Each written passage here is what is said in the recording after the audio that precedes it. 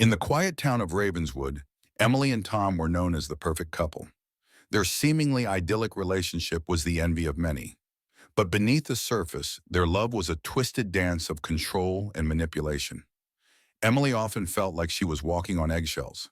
Tom's demands were relentless: where she could go, who she could see, and even what she could wear. He painted himself as the protector, the one who knew what was best for her.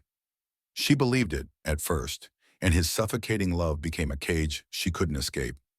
One evening, Tom insisted on a late-night drive. Emily hesitated but didn't want to upset him. They drove through the woods on the outskirts of town, a place they'd never been before.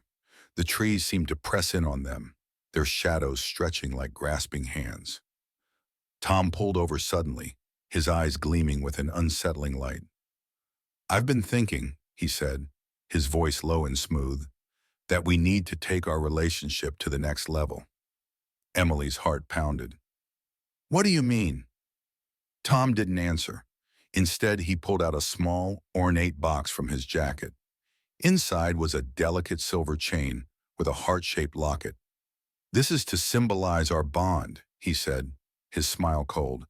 "I want you to wear it always." She hesitated, but his gaze was unyielding. As she clasped the locket around her neck, she felt a sudden chill. The air grew heavy and the forest around them seemed to grow darker, more oppressive. Tom's face changed. "It's time to finalize our commitment."